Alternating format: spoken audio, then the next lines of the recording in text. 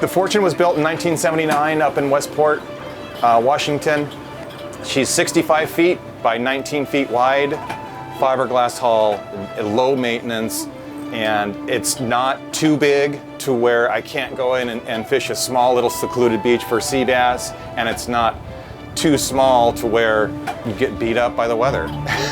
Or it's big enough to carry the complete capacity for like short, long range trips. Being made up in Westport, they're really designed for the weather. She's very seaworthy. She sprays a lot of the water to the side when you're going over the top of waves and whatever. And once you're taking it on the nose, she's actually pretty quick in rough weather. But very dry boat, very dry ride. We have a total of 26 bunks downstairs, but we limit it to 22. So we do have a little bit of storage space for our passengers.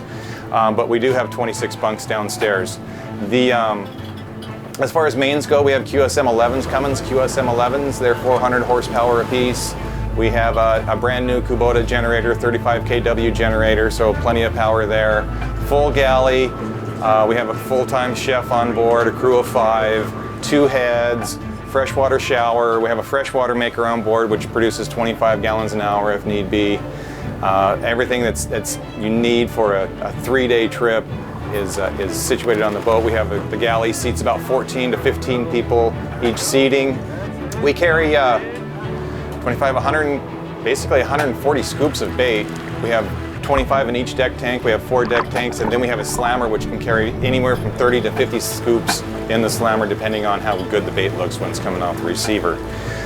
That's a tremendous amount of bait for 20 guys in 2 days of fishing, and it usually gets us by with more than enough bait, so we can throw it. If we run into big schools of bluefin or whatever, and we have to throw a bunch over the side, then we can do that. It's one of the finest charter boats ever built. Honestly, I absolutely love the Fortune.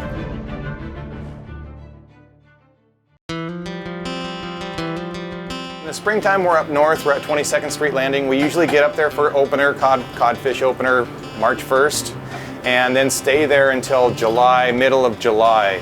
We find our best sea bass and yellowtail scores have been in like late June to mid-July, so we try to stay there until the first 2 weeks of July anyway.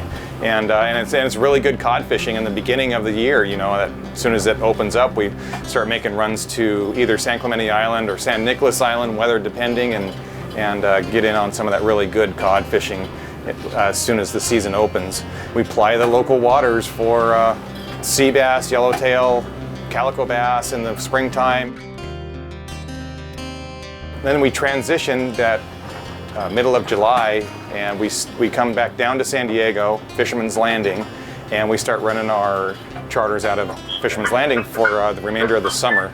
Then we stay in San Diego until until the remainder of the year. So however long that takes. Sometimes it's November, sometimes it's October.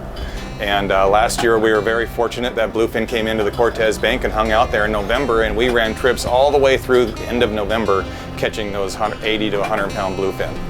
So yeah, that's pretty much our schedule. There's a couple of different meal plans you can do with the galley. You can either go open galley and just sort of pay as you go, or each passenger pays individually at the end of the trip, or you can do a meal plan, and that would be where everything's included: breakfast, lunch, dinner, morning snacks, afternoon snacks, you know, bread and all that good stuff, desserts. And it's ever we do open party, it's anytime it's after 2 days, a trip longer than 2 days, then we'll do a meal plan. Then everything's included, so it's included in the price. But anything shorter on an open party trip where you just pay for yourself to get on the boat through the landing usually, then it's open galley and you settle up at the end of the trip. Yeah, yeah. Most of our charters go with the meal plan, and which makes it really nice. Yeah. Some of the guys like to be called cooks. Some of the guys like to be called chefs. But right now, I would consider Paul a chef. He's quite the good one. Hi, our philosophy here on the Fortune, as far as the food service, is we want to bring the long-range experience to basically an overnight boat. Well, the experience as far as the cuisine here in the galley that I'm trying to create is what we call global contemporary cuisine. So basically it's borrowing from a lot of different international cuisines, and the idea is to give people an opportunity to experience new things that they might really appreciate and love. And then as far as myself and the meal plan in this boat, I just take my experience from working long range and other places as well and try to incorporate it into the hors d'oeuvres, the snacks, the departure snacks, and everything else that we can do to sit there and separate ourselves from the customer service of just an overnight boat. It's by far and away the best meals that I've had on here, tasting wise, and how he presents everything, and he does it in a timely manner. Nothing's late. It's always on time. I can't say enough good things about our galley right now.